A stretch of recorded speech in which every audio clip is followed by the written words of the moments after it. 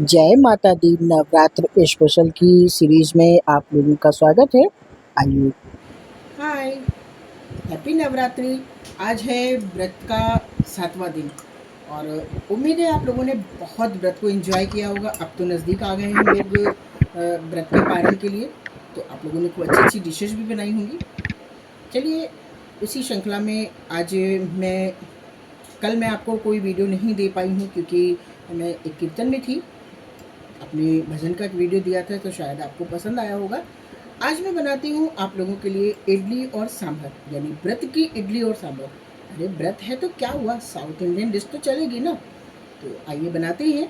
उसके लिए हम अपना यूज़ करेंगे ये बनाया हुआ प्रीमिक्स, जो आपको ध्यान होगा मैंने बना के रखा था।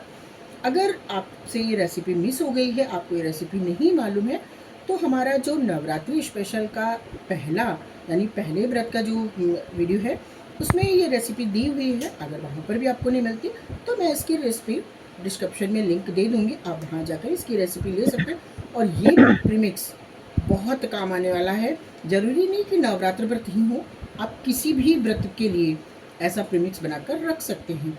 तो आइए बनाते हैं इसी प्रीमिक्स से आज हम इडली। तो ये मैंने ले लिया है प्रीमिक्स का 1 कटोरी भर के, यानी ये जो प्रीमिक्स ली है इसको 1 कटोरी भर के ले लेते हैं और इस बाउल में ऐड कर देंगे। अब इस प्रीमिक्स में ज़ीरा भी है, नमक भी है, तो हमें कुछ भी एक्स्ट्रा ऐड करने की ज़रूरत नहीं है। सिर्फ हम इसमें दही ऐड करेंगे और अगर आप चाहें तो यहाँ पर सब्जी या आप कोई भी चीज़ ऐड कर सकते हैं। आप अपने अकॉर्डिंग इडली में अगर कोई फ्लेवर देना चाहते हैं तो दे सकते हैं। तो ये इसमें हम ले लेते हैं 1 कटोरी प्रीमिक्स, उतना ही दही। दही अगर थोड़ा खट्टा है तो बहुत अच्छी बात है, अगर नहीं खट्टा तो आप फ्रेश भी ले सकते हैं। और इस दही को उसमें ऐड करने के बाद अब हम इसको अच्छे से एक बार कर देंगे मिक्स। अब मैं तो यहाँ पर कुछ नहीं कर रही हूँ, आप यहाँ पर चाहें तो इसमें कुछ ड्राई फ्रूट्स ऐड कर सकते हैं, या आप चाहें तो इसमें कोई सब्जियाँ भी ऐड कर सकते हैं, या आप प्लेन भी बना सकते हैं। इस तरीके से इसको हम अच्छे से घोल देंगे। देखिए बहुत अच्छे से मिक्स हो गया है और अब हम इसको रख देंगे कुछ देर के लिए रेस्ट करने के लिए। और जब तक इसको रेस्ट करने के लिए रख रहे हैं तब तक हम करते हैं दूसरी प्रिपरेशन। आज मैं बना रही हूँ व्रत की इडली और सांभर। तो अब चलिए आगे सांभर की तैयारी करते हैं। प्रीमिक्स रेडी हो गया है, इडली का बैटर भी किया है। कुछ देर इसको रेस्ट करने के बाद फिर हम बनाते हैं इडली। तब तक हम अपनी सांभर तैयार करते हैं। जब तक इडली का बैटर रेस्ट कर रहा है तब तक हम ले लेते हैं अपना चॉपिंग बोर्ड और एक लौकी लेंगे। लौकी पूरी नहीं यूज़ करेंगे, कुछ छोटा सा टुकड़ा लेंगे। मैं 1 लोगों के लिए बना रही हूँ, आप अपने हिसाब से क्वांटिटी कम ज़्यादा कर सकते हैं। लेकिन सांभर बना रही हूँ, सभी को पसंद है तो थोड़ी सी ज़्यादा बना रही हूँ। तो 1 लौकी ले ली है, मतलब छोटी-सी लौकी ले ली है और 2 टमाटर, 2 हरी मिर्च और एक बिल्कुल छोटा-सा आलू ले लेंगे। अगर आप आलू ना चाहें तो आप आलू को स्किप कर सकते हैं। यहाँ पर आप जो भी सब्ज़ी व्रत में खाते हो वो सब्ज़ी यूज़ कर सकते हैं। फिर आलू और लौकी को छील लेते हैं। अच्छे से इनका छिलका निकाल लेने के बाद फिर हम इनको बढ़िया सा एक बार वॉश कर देंगे। अब हम लौकी को और आलू को रफली चॉप करेंगे। जैसे लौकी को बहुत छोटा-छोटा या बहुत बड़ा ऐसा नहीं, जैसा भी आप रफली चॉप कर सकते हो, आप आराम से लौकी को रफली चॉप कर लेंगे।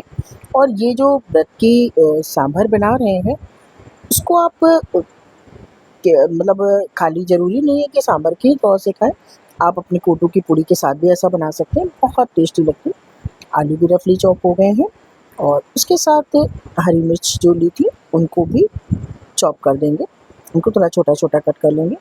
अब हम काटेंगे टमाटर। टमाटर थोड़े ज़्यादा लिए हैं, ऐसा क्यों किया है वो अभी आगे आपको बताएँगे। सारी सब्जियाँ कट गई हैं, लौकी, आलू, टमाटर। अब हम गैस पर रख देते हैं एक कुकर और कुकर थोड़ा-सा गर्म हो जाएगा, तब हम डाल देंगे इसमें लगभग 1 बड़ा चम्मच घी। आप चाहें तो इसमें पीनट्स ऑयल भी यूज़ कर सकते हैं। और अब हमने डाल दिया है आधा चम्मच जीरा और करी पत्ते थोड़े से, इनको हम एक बार सौते कर लेंगे। इस तरीके से सौते करने के बाद अब हम जो सब्जियां कट की थी, लौकी, आलू, टमाटर, वो सब्जियां सारी हम ट्रांसफ़र कर देंगे इस कुकर में। आराम से एक-एक सब्जियों को हम कुकर में ट्रांसफ़र कर देंगे और जो टमाटर कट किए हैं, वो टमाटर हम पूरे नहीं करेंगे, उसमें से आधे टमाटर हम बचा लेंगे। इसीलिए मैंने ज़्यादा कट किए थे, आधे टमाटर तो मैंने कुकर में ट्रांसफ़र कर दिए हैं और आधे टमाटर हमने रोक लिए हैं। अब सारी सब्जियों को बस 1 मिनट के लिए सौटे कर लेंगे। अब रब की बात है, इसमें मसाले तो पड़ेंगे नहीं, तो दाल भी नहीं पड़ेगी, इसलिए मैंने ले लिया था बिल्कुल थोड़ा-सा साबूदाना धुलकर और ये थोड़ी-सी इमली, अगर आप इमली ना खाते हो, तो इमली स्किप करके आप यहाँ पर नींबू का जूस भी डाल सकते हैं। और अब हम इसको बढ़िया-सा चला देंगे। अब हम इसमें डाल देंगे पानी, लगभग 1 ग्लास भर के अभी डालेंगे, बाद में जैसी कंसिस्टेंसी चाहिए हो, आपको जैसा पतला चाहिए हो सांभर वैसा कर लें। अब डाल देंगे नमक स्वाद अनुसार। जब मैं इमली यूज़ करती हूँ दोस्तों, तो मुझे अपना बचपन याद आ जाता है। ये सर्दी और नवरात्रि जो होते हैं मोस्टली मेरी ननिहाल में ही बीतते थे, तो वहाँ पर मेरी मामी मेरे लिए जो बनाती थी फलाहार और मेरी नानी के घर पे मतलब ननिहाल में एक इमली का पेड़ लगा था। तो वो जब कुछ बनाती होती थी, तो वो तुरंत ये कहती थी, "जा बेटा ज़रा जाके लॉन में देख इमली गिरी है।" और वहाँ से मैं फ्रेश लाल इमली का पेड़ था उनके यहाँ और फ्रेश इमली पकी हुई लेकर आती थी। भाई वाह! क्या टेस्ट होता था, मज़ा आ जाता था। आधी तो मैं खा जाती थी और आधी जाके डिश में पड़ती थी। देखिए, ये तो हो गई मेरी बचपन की बात। अब हम ले लेते हैं अपना जो इडली का बैटर दही मिक्स करके रखा था, देखिए कितना ड्राई हो गया है, काफ़ी सख्त हो गया है, गाँठें सी बन गई हैं। अब इसमें हम डाल देते हैं पानी और इस पानी से अब हम हल्के-हल्के इसको मिक्स करेंगे। पानी थोड़ा-थोड़ा डालेंगे, एकदम नहीं डालेंगे, नहीं तो बहुत ज़्यादा गाँठें बन गई हैं। आप देख सकते हैं चावल एकदम फूल कर टाइट हो गए हैं। इसको हम बहुत बढ़िया-सा मिक्स करेंगे ताकि एक-एक गाँठ जो है इसकी खुल जाए और एकदम स्मूथ बैटर रेडी हो जाए मेरा। देखिए गाँठें लगभग सारी खुल गई हैं, लेकिन अभी ये बहुत थिक है, इतना थिक नहीं चाहिए क्योंकि अभी जो इसमें समा का चावल है, वो कुक होने के बाद और फूलेगा, इसलिए ये थोड़ा-सा ज़्यादा थिक लग रहा है, इसको पतला करना पड़ेगा। देखिए अभी पहले गाँठें सारी निकाल लेते हैं, खूब अच्छे से इसको हम फेंट देंगे क्योंकि मैं व्रत में ना तो इनो यूज़ करती हूँ और ना ही मैं खाने वाला सोडा। थोड़ा-सा पानी और ऐड कर दिया है। अब हम इसको मिक्स करके देखते हैं। अभी भी थोड़ा-सा थिकनेस ज़्यादा है, थोड़ा-सा पानी और डालना पड़ेगा, तभी इसकी एक बढ़िया-सी कंसिस्टेंसी बनेगी। और इडली के लिए मैंने इडली कुकर चढ़ा दिया था गैस पर, पानी गर्म हो रहा है, प्री हीट हो रही है और इडली स्टैंड में मैंने ऑयलिंग करने के बाद फिर एक-एक करी लीफ को उल्टा करके रख दिया है। अगर आप व्रत में इनो या खाने वाला सोडा खाते हो, तो इसी स्टेज पर आप इनो डाल रहे हैं अगर, तो आप आधा पाउच इनो डाल दें और अगर खाने वाला सोडा डाल रहे हैं, तो आप 1/4 चम्मच से थोड़ा-सा कम खाने वाला सोडा डाल दें। आपकी इडली कुछ ज़्यादा फ्लफ़ी बन जाएगी। जो जिस तरीके से मैं बना रही हूँ सॉफ्ट ये भी बहुत बनती है, लेकिन अगर इनो डाल देंगे तो वो बहुत ज़्यादा फ्लफ़ी हो जाती है।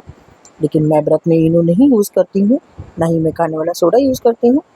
देखिए सारा बैटर जो है इडली के होल्स में फिल कर दिया है। देखिए सब भर गई हैं, थोड़ा-सा बैटर बचा है, तो अब सारी होल्स में और थोड़ा-थोड़ा डालकर इसको फिनिश कर देंगे। इस तरीके से फेंकना क्यों, बेकार क्यों करना, इन्हीं में डाल दिया है। थोड़ा-सा अब कर देंगे इसको टैप, हल्का-सा टैप करेंगे। एकदम गरम कुकर में अब इडली स्टैंड को रखकर और इसको हम लगा देंगे ढक्कन।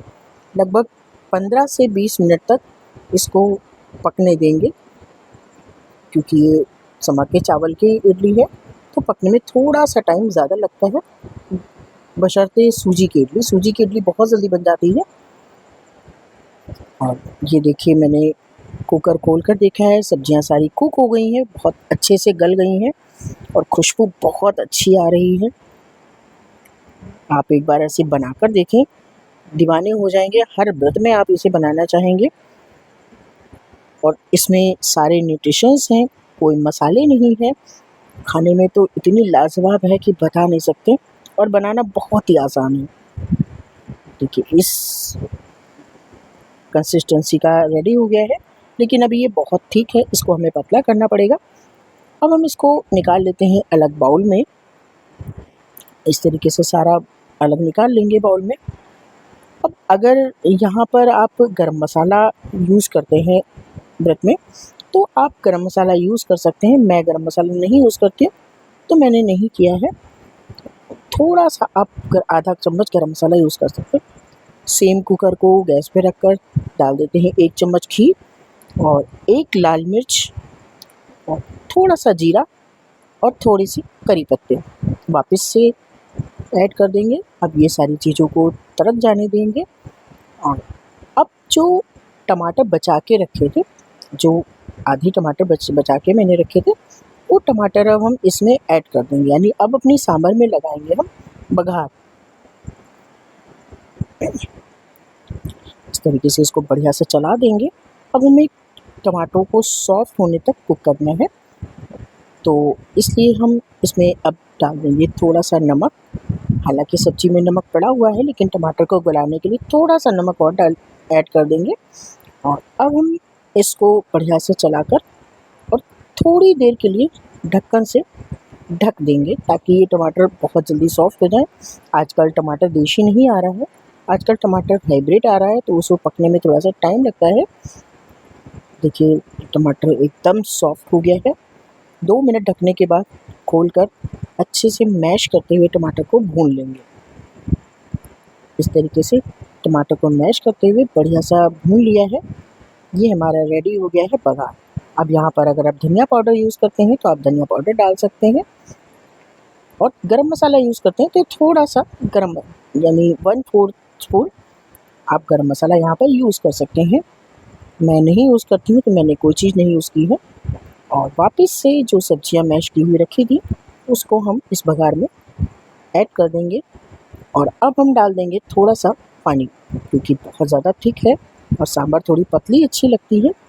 इसको वापस से चला देंगे और बस थोड़ी देर और इसको पकाएंगे। बहुत ज़्यादा सीटी नहीं लगानी है, बस बंद करके ढक के, ताकि इसका फ्लेवर ना उड़े। इसलिए थोड़ा सा पानी और ऐड करने के बाद अब हम इसको ढक्कन लगाकर थोड़ी देर के लिए पकाएंगे। अब इसमें हमें कोई सीटी नहीं लगानी है। जब तक हमारी सांभर पक रही है, तब तक अब हम बना लेते हैं कुछ मीठा, क्योंकि इडली सांभर बन गया है, नमकीन हो गया है। ये मेरे पास कुछ काजू पड़े हुए थे जो कि टूटे-फूटे थे। उन काजुओं को, लगभग 1 मुट्ठी काजू थे, मिक्सर जार में ऐड कर दिया है। और इसके साथ अब ले लेंगे मिल्क पाउडर। ये 1 कटोरी मिल्क पाउडर ले लेंगे और मिल्क पाउडर को भी हम ऐड कर देंगे। 1 कटोरी से कुछ कम ले ली है चीनी, चीनी को भी हमने जार में ऐड कर दिया है। थोड़ा सा आप इलायची पाउडर डाल सकते हैं और इसको बढ़िया सा ग्राइंड कर लिया है, एक पाउडर बना लिया है। अब हम इसको ट्रांसफ़र कर देंगे एक बाउल में। देखिए एकदम फाइन पाउडर बन गया है। और इसको हमें कुक नहीं करना, हम कोई कहीं पर कुक नहीं करेंगे, बस डायरेक्ट अब ले लेते हैं बिल्कुल थोड़ा सा दूध और इसको हम कर देंगे बढ़िया सा मिक्स। इस तरीके से लग रहा है कि दूध कुछ ज़्यादा पड़ गया है, इसकी कंसिस्टेंसी काफ़ी लूज़ सी है, कुछ हमें लगता है दूध ज़्यादा पड़ गया है। चलिए कोई बात नहीं। अब हम जब अगर ऐसा कभी आपके साथ हो जाए कि आप बिना गैस जलाए मिठाई बना रहे हों, और अगर आपके जो मिक्सचर है, जो पाउडर है, उसमें अगर दूध ज़्यादा पड़ जाता है, तो घबराने की ज़रूरत नहीं है। आप 1 मुट्ठी मखाने को पीस लें और वो पाउडर उस मिक्सचर में ऐड कर दें। देखिए मैंने 1 मुट्ठी मखाने पीसे और मिक्सचर में ऐड कर दिए। देखिए काफ़ी ठीक हो गया है, जो कंसिस्टेंसी चाहिए वो मुझे मिल गई है। अब हम थाली में लगा लेते हैं घी, यानी ग्रीस कर लेंगे इसको बढ़िया सा। अगर आप बटर पेपर पे बनाना चाह रहे हो तो उसे ग्रीस करने की ज़रूरत नहीं है, ऐसे ही बन जाएगा। लेकिन मैं थाली में बना रही हूँ, थाली को अच्छे से ग्रीस कर लेते हैं।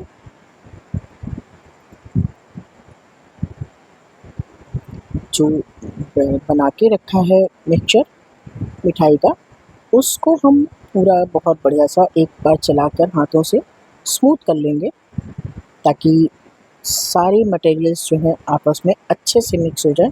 क्योंकि मखाने का पाउडर बाद में डाला है, हो सकता है कहीं ज़्यादा हो कहीं कम हो, इसलिए मिक्स करने के बाद अब हम इसको ट्रांसफ़र कर लेते हैं ग्रीस लगी हुई थाली में, और बढ़िया सा इसको हम पतला पतला फैला लेंगे किसी चिकनी स्पैचुला से, या आप किसी भी तरीके से इसको बढ़िया चिकना करते हुए पीट कर खूब बढ़िया सा एकदम स्मूथ एक सार बिल्कुल फैला लें। देखिए इस तरीके से कितना थोड़ा सा मिक्सचर लग रहा था और पूरी थाली में अच्छे से फैल गया है। इसकी ऊपरी सतह को कर लेंगे बढ़िया सा चिकना इस तरीके से। अब यहाँ पर आप चाहें तो चांदी के वर्क से इसको डेकोरेट कर सकते हैं, लेकिन व्रत की बात है तो मैं ये सब चीज़ें यूज़ नहीं करती हूँ। आप यहाँ पर चांदी का वर्क यूज़ कर सकते हैं। देखिए खूब बढ़िया सा एकदम चिकना रेडी हो गया है। ये लग रही है ना मज़ेदार, कितनी फटाफट बनने वाली मिठाई, जिसमें गैस भी नहीं जलानी पड़ी है और कोई चाशनी नहीं बनानी पड़ी है, कोई खोया नहीं लाना पड़ा है, और फटाफट बन गई है हमारी काजू कतली। इस तरीके से लगा देते हैं इसमें कट। आप जिस शेप में कट करना चाहते हो उस शेप में कट कर लें। इस तरीके से देखिए कट करने के बाद जब सारा कट जाएगा, फिर अब हम इसको रख देंगे लगभग 15 से 20 मिनट के लिए फ्रीज़र में, ताकि ये एकदम से थिक हो जाए, बढ़िया सा जम जाए। जब तक फ्रिज में मिठाई ठंडी हो रही है, सही हो रही है, तब तक हम अपनी सांभर चेक करते हैं। वाह कितना प्यारा कलर आया है, देखिए एकदम लग रही है ना सांभर। कोई नहीं कह सकता कि बिना सांभर मसाले की सांभर है। और यकीन मानिए इसकी खुशबू इतनी अच्छी आ रही है करी पत्ते की कि मैं आपको बता नहीं सकती। इधर हमारी इडली भी रेडी हो गई है, देखिए कितनी आसानी से निकल आई है, और ये देखिए कितनी फूली फूली बनी है, एकदम स्पंजी सी, तो कितनी सॉफ्ट बनी है और खाने में तो बहुत यमी थी। आप इसको रखते हैं साइड। अब लगाते हैं अपनी थाली, जो व्रत स्पेशल थाली है, क्योंकि सारा खाना बन चुका है। अब हम लगाएंगे भगवान जी को भोग, इसलिए लगा रहे हैं थाली। निकालते हैं पहले थोड़ी सी सांभर, और अब हम इसके बाद इसमें रखेंगे जो अपनी इडली बनाई है वो इडली। थोड़ी सी सांभर को कर देंगे गार्निश धनिया पत्ती से, और ये रही हमारी एकदम फूली फूली व्रत वाली इडली। आप इनको नाश्ते में भी बनाकर खा सकते हैं। अगर सांभर ना बनाना चाहें तो ऐसी इडली बनाकर आप जीरा का तड़का लगाकर और चटनी के साथ भी खा सकते हैं, बहुत अच्छी लगती है। ये देखिए हमारी इडली रेडी हो गई है। कोई कह सकता है ये व्रत की थाली है ना। अगर किसी को नहीं बताया जाए तो कोई नहीं कह सकता कि ये व्रत की थाली है। और उसके साथ अब हम रख देंगे अपनी इंस्टेंट मिठाई, जो कि फटाफट बनी है। मेरे पास टाइम कम था तो फ्रिज से फटाफट निकाल ली थी। अब थोड़ा सा इसको जम जाने दें तब निकालें। तैयार हो गई है हमारी व्रत की थाली, लग रही है ना मस्त। आपको अगर रेसिपी थोड़ी सी भी पसंद आ रही हो तो एक लाइक कर दें, और एक कमेंट करके ज़रूर बताएं कि ये हमारे व्रत की इडली सांभर आपको कैसा लगा। और अगर नहीं पसंद आ रही हो तो आप डिसलाइक भी कर सकते हैं। मैं तो चली अब भगवान जी को भोग लगाने। भोग लगाकर फिर मैं अपनी थाली को एंजॉय करूँगी। और तब तक आप लोग फटाफट एक कमेंट करके बताएं कि आप लोग मेरा वीडियो कहाँ कहाँ से देख रहे हैं और आपको मेरी व्रत की रेसिपीज़, व्रत की जो सीरीज़ है वो कैसी लग रही है। आप लोगों ने इनमें से कोई भी डिशेस बनाई या नहीं बनाई, कोई भी रेसिपी आपको पसंद आई या नहीं आई, तो कम से कम आप एक बार अपना जो भी एक्सपीरियंस है मेरे साथ साझा करें और बताएं। मैं चली भोग लगाने और उसके बाद खाने।